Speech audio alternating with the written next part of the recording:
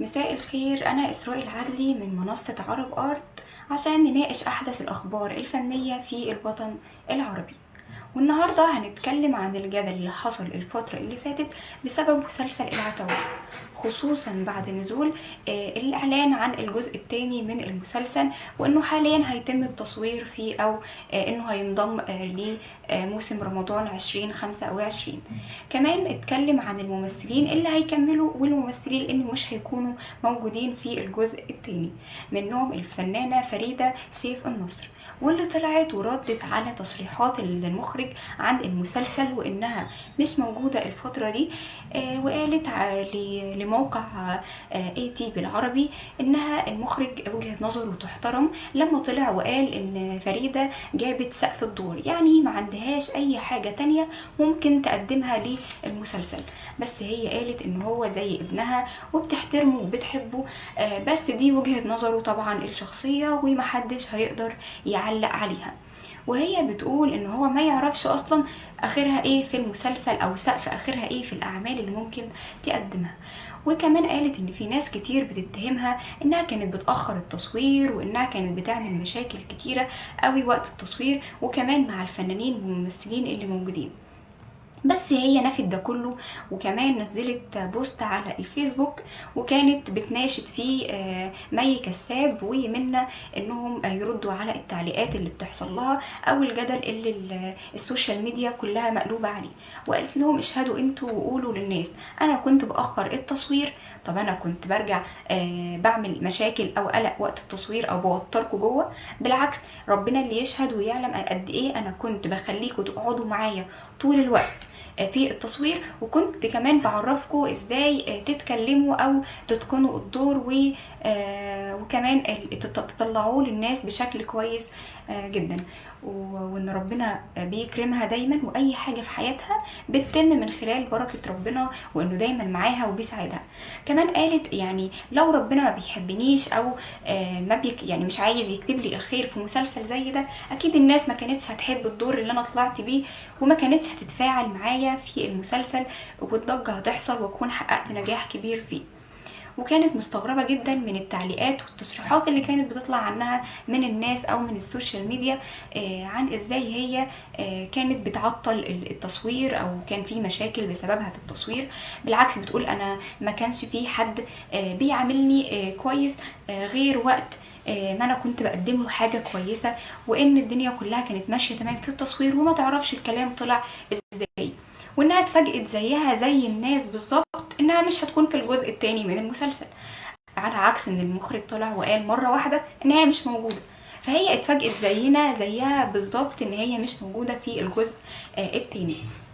اما بخصوص مسلسل العتاولة فهو اصلا اتعرض في رمضان 2024 اللي هو السنة دي، وكان من بطولة احمد السقا وطارق لطفي وزينة، والمسلسل كله كان بيدور حوالين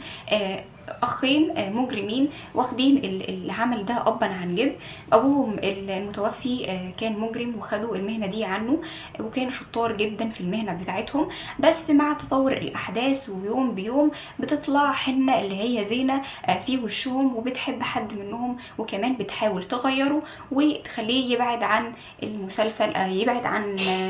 يبعد عن الجرائم او القتل. ومن خلال اللي بيحصل او من خلال ظهور حنة في حياتهم بيحصل مشاكل بين الاخين، وكل واحد فيهم بيتقلب على التاني وبيحاول ان هو ينتقم منه، وده بيخلي العيلة كلها تتدمر وبيحصل مشاكل بينهم لدرجة ان واحد منهم بيدخل السجن والدنيا بتبقى خربانة في المسلسل. اما بقى بخصوص تصريح فريدة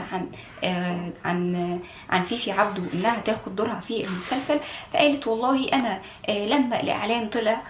وعرفت ان فيفي هتاخد الدور انا ما زعلتش، بالعكس فيفي ليها لون وانا ليا لون تاني، احنا بس بنشترك في حاجة واحدة بس وهو الشكل الشرقي، انما انا ليا حتتي في الشكل الشرقي مختلفة تماما عن فيفي عبده، وهي فنانة لذيذة وليها طلة لذيذة وخفيفة للجماهير، واعتقد ان هي في الجزء التاني هتقدم عمل كويس جدا، والمشاهد هيحب دخلتها، خصوصا ان الجزء الثاني هيكون خفيف عن الجزء الاول اللي كان كله دم وكان كله قتل واحداث كبيره جدا وحوارات كتيره. وان وجودها اصلا، وجود فريده، بيكون وجود تقيل على المشاهد، يعني طلتها تقيله، خصوصا ان كان المسلسل كله دم واحداث اجراميه في الجزء الاول. انما الجزء الثاني هيكون خفيف ولايت، وفيفي عبده هتقدر تتقن الدور بشكل كويس جدا، وهتضيف مرح للجمهور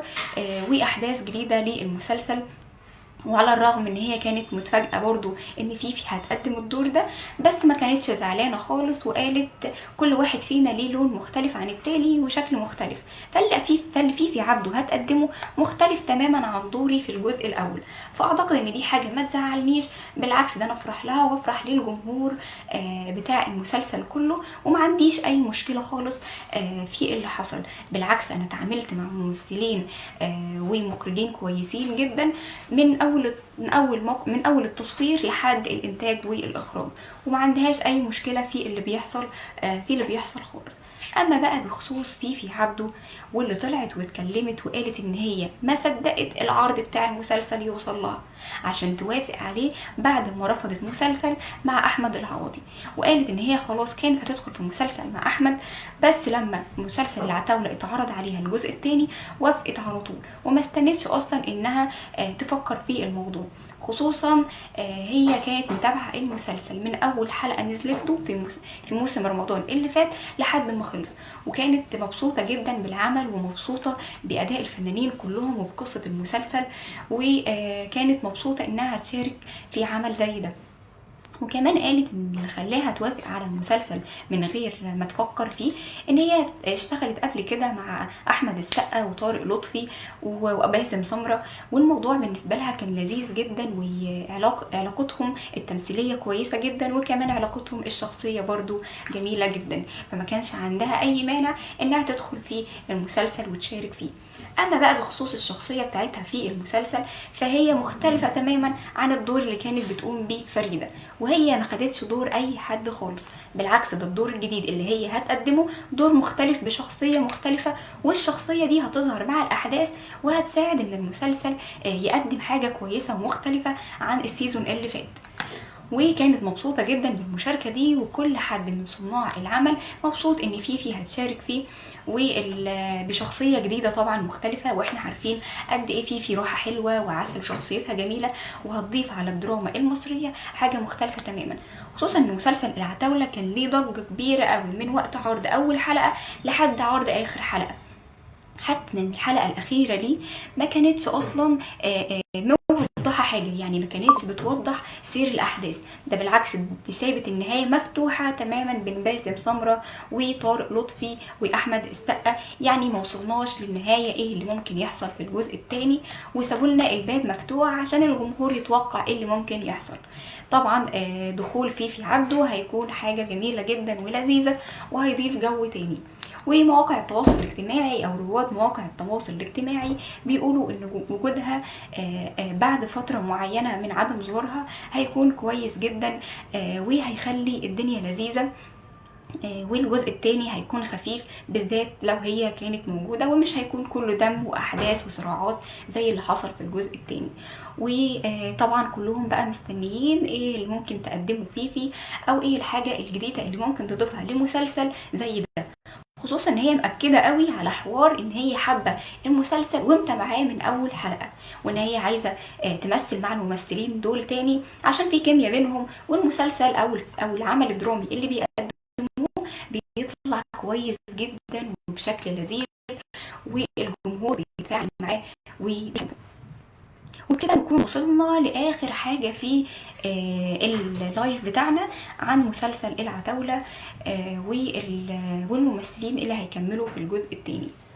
وفي حاجة كمان، اصلا المسلسل القصة الجديدة او الجزء التاني مختلف تماما، يعني هنلاقي شخصيات بتظهر وهنلاقي حاجات بتظهر تشدنا اكتر ان احنا نكمل المسلسل، يعني مش هيكون روتين مثلا هنكمله لبقية الجزء الاول، لا ده فيه احداث جديدة هتحصل ممكن تخلينا نتوقع احداث جديدة وما كناش متوقعينها اصلا قبل كده. هي فريدة سيف النصر كانت شخصيتها جميلة جدا، والكل كان شاهد بكده، وعملت دور كويس جدا. يعتبر الجمهور ما كانش مصدق، حتى هي ذات نفسها لما طلعت واتكلمت قالت انا ما كنتش اتوقع النجاح ده للمسلسل، او ان المسلسل ده هيكون فتحة خير عليا.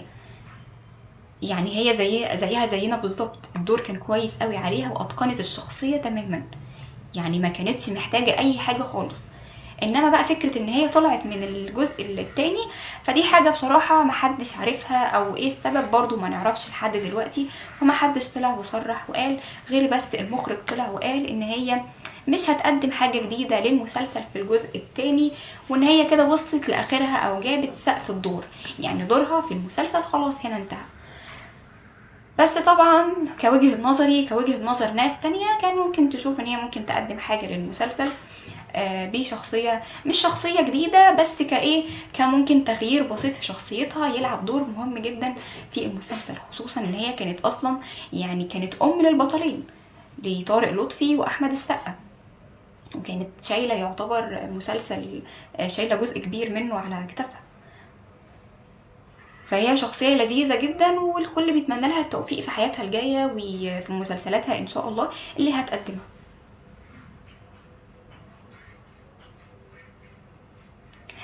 هي اصلا طول الفترة اللي فاتت يعني كانت مستغربة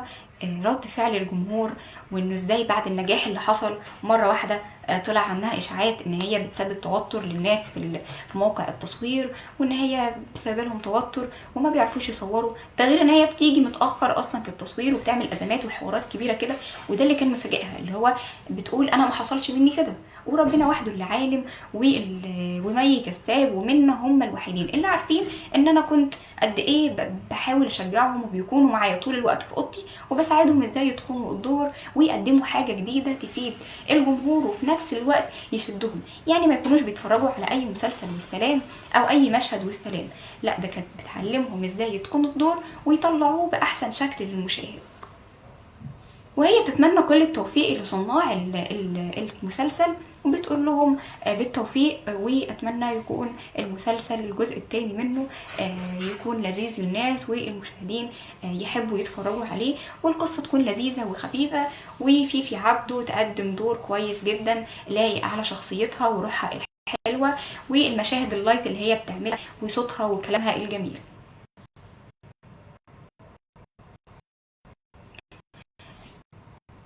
لو حد عنده اي استفسارات عن المسلسل ممكن يكتبها في الكومنتات، او بخصوص مين ممكن يكون طلع من المسلسل ومش هيكمل. هو لحد دلوقتي كل الابطال المسلسل طالعين، يعني هيطلعوا الجزء التاني، مفيش بس غير فريدة هي اللي مش هتكمل الجزء التاني ومش هتكون موجودة، وفي عبده هتظهر بدلها، مش بدلها يعني خلينا نكون صريحين، هي مش بدلها بس هتكون بشخصية تانية مختلفة. فالناس بقى والسوشيال ميديا قالوا ده هتطلع بدلها، لا دي مش عارف ايه، بس مفيش حاجة من دي خالص ممكن تحصل، هي شخصيتها شخصية مختلفة تماما عن الشخصية اللي كانت بتقوم بيها فريدة، وهتضيف احداث جديدة للمسلسل وهنكون مستمتعين بالدور اللي هتقدمه.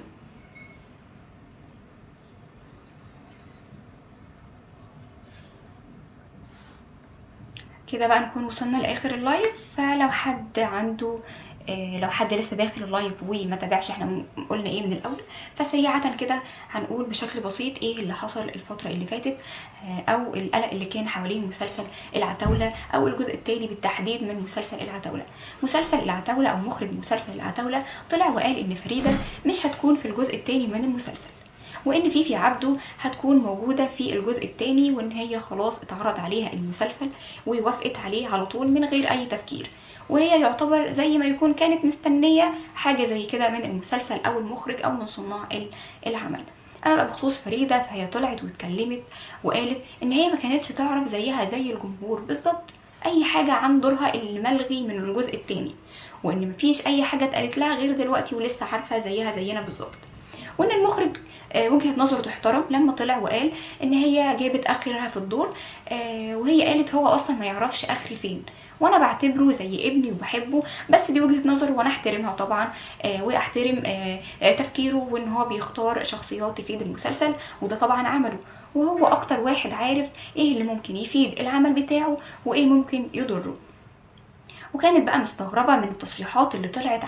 عنها في المسلسل، وانها كانت بتسبب توتر للمشاهدين، وقد ايه كانت بتسبب ازمات وبترجع متاخر، بتوصل متاخر التصوير. فكانت بتنفي الحوارات دي كلها، وقالت بشهاده ربنا وشهاده مي ومنى هم اللي يقولوا ويردوا على الناس ويقولوا قد ايه انا كنت بساعد في التصوير، وبساعدهم واحده بواحده عشان احاول اطلع المسلسل بشكل جميل للناس كلها. وبتتمنى التوفيق لكل صناع المسلسل، وبتتمنى التوفيق لفيفي عبده، وان هي شخصيه لذيذه وهتفيد المسلسل، وشخصيتها اللي هتطلع بيها هتكون لايت وخفيفه، على عكس شخصيتها اللي كانت جديه وكانت بتوحي قد ايه بالقتل والعنف والصراع اللي ممكن يحصل في القصة بتاعة المسلسل، لأن كده كده أصلا القصة بتاعة المسلسل كانت كلها قتل ودم وصراعات وجرائم وحاجات كتيرة من دي. إنما الدور اللي هتقدمه فيه فأكيد هيكون خفيف على المسلسل وعلى المشاهد، وهيكون حاجة تبع شخصيتها تناسبها بالظبط.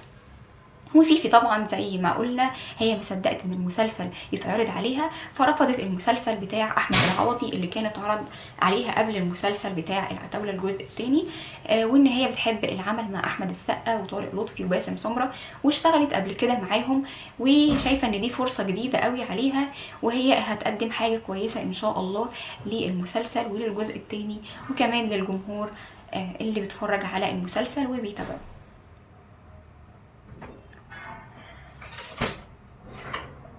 اوكي تمام، ممكن نركز على الحتة دي بعد كده في اللايفات، وشكرا لرأي حضرتك، هركز عليه المرة الجاية ان شاء الله.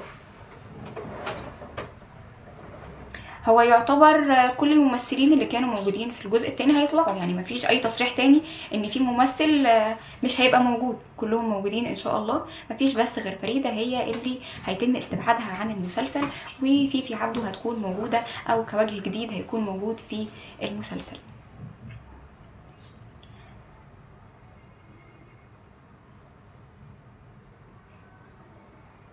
وكده نكون وصلنا لنهاية اللايف. كان أتمنى أكون فدتكم بأحدث الأخبار والمسلسل بتاع العتاولة والتصريحات اللي كانت حواليه والأخبار والجدل اللي كان عمال يتم الفترة اللي فاتت، وكل موقع يطلع بحاجة جديدة مختلفة عن المسلسل. بس واشوفكم في حلقة جديدة، واشوفكم في لايف جديد من عرب ارت، وهنتكلم عن أحدث الأخبار الفنية في الوطن العربي.